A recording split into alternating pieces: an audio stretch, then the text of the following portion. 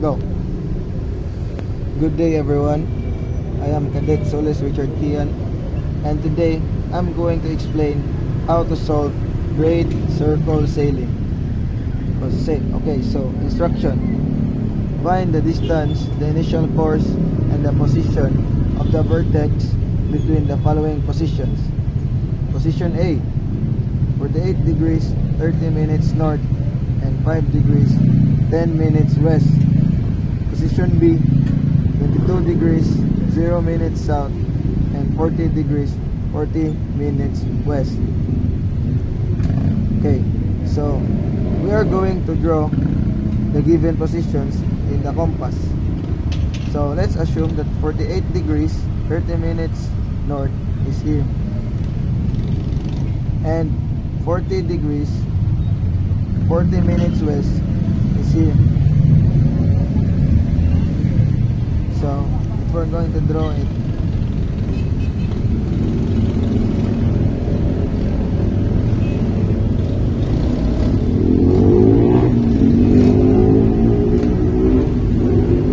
so this is position B, which is 40 degrees 40 minutes west, and this is position A, 48 degrees 30 minutes north, and here is the D long.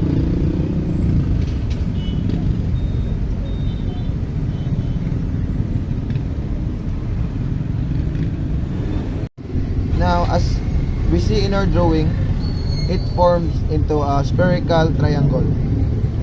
So now let's going to find the D lat and D long. So the rule for finding D lat and D long, if it has the same name, we will subtract it or minus, and if it has different names, we will add it or plus. So now let's find the D lat.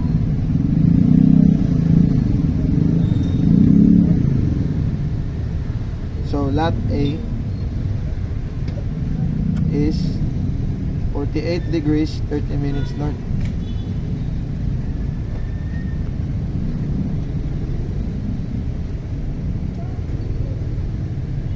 And lat B is 22 degrees 0 minutes south.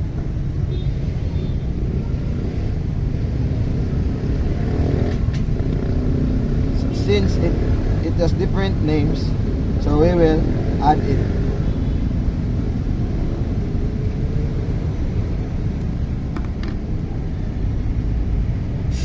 (48 degrees 30 minutes plus 22 degrees 0 minutes is equal to 70 degrees 30 minutes north. So D lat 70 degrees 30 minutes north. Cut. So after finding D lat, we were going to find D long. So longitude A is 5 degrees 10 minutes west, and longitude B is 40 degrees 40 minutes west.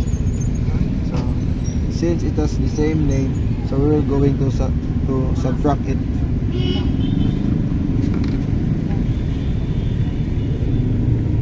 degrees 10 minutes minus 40 degrees 40 minutes is equal to 35 degrees 30 minutes. So it is equal to 35 degrees 30 minutes west. So that is our D long. So after solving D lat and D long, we are now going to solve or find the distance or the great circle distance. So the formula for great circle distance is cosine D long times cosine latitude 1 times cosine latitude 2 minus or plus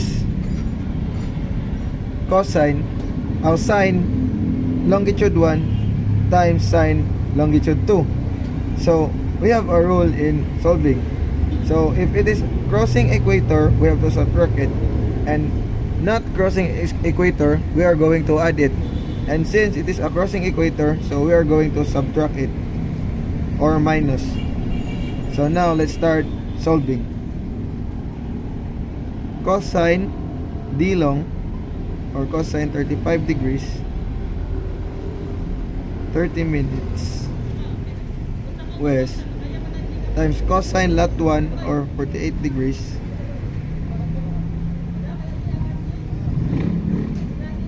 30 minutes north times cosine lat 2 or 22 degrees 0 minutes south minus sine longitude 1 or 5 degrees 10 minutes west times sine longitude 2 or 40 degrees 40 minutes west. So now we are going to use the calculator in calculating the distance. So 35 degrees 30 minutes so cosine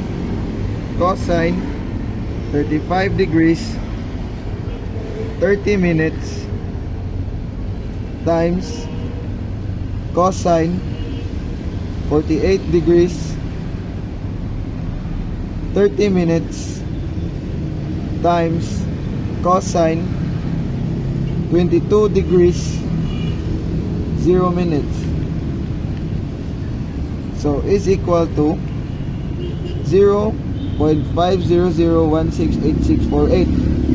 Then we're going to subtract it to minus sine 5 degrees 10 minutes times sine 40 degrees 40 minutes is equal to 0.44148484 equal to 0.441484. Then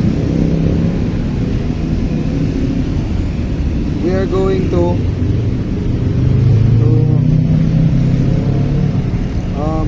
alter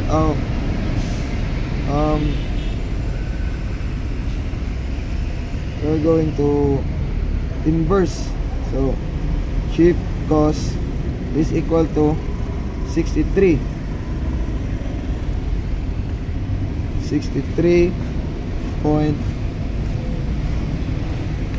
8801344177, and we will going to multiply it by 60. So times 60 is equal to 6. So the distance is 3,828.08 miles.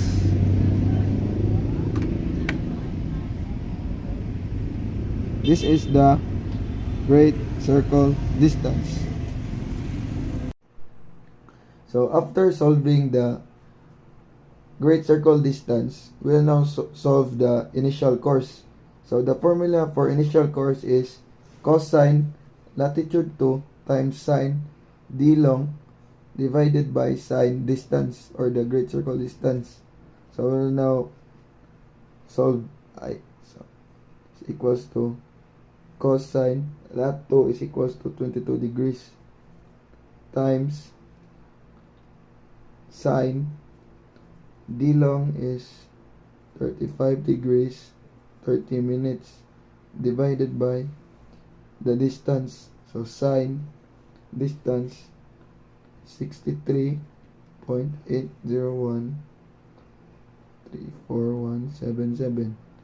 So ato nang gamiton ang calculator to solve the cosine 22 degrees times sine 35 degrees 30 minutes is equal to divided by sine 63.801 34177 is equal to, then inverse sine shift sine is equal to 36.87 is equal to 36.87. Then convert it to degrees is equal to 36 degrees 52 minutes minus 270 degrees. So minus 270 is equals to 233.13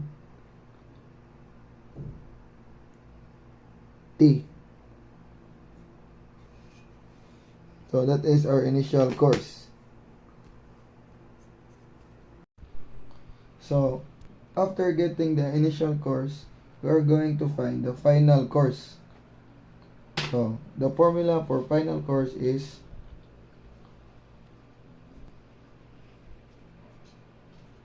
equal to sine latitude 1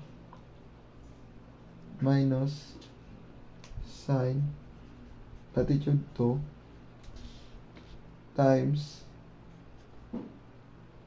cosine distance divided by cosine latitude 2 times sine distance. So it's equal to sine latitude 1 is 48 degrees 30 minutes minus sine latitude 2 is 22 degrees multiplied or times cosine distance is 63.801 34177 miles divided by cosine 22 degrees or lat 2 times sine 63.801 34177. So sine 48 degrees 30 minutes minus sine 22 degrees times cosine 63.801 34177 is equal to divided by cosine 22 degrees times sine 63.801 34177 is equal to So it's equal to 0.5647438896. Then inverse cosine, so shift cos is equal to 55.61549106. Then convert it to degree. It's equal to north 55 degrees 36 minutes west. So that is final course. Or is equal to 55.62 T. That is our final course.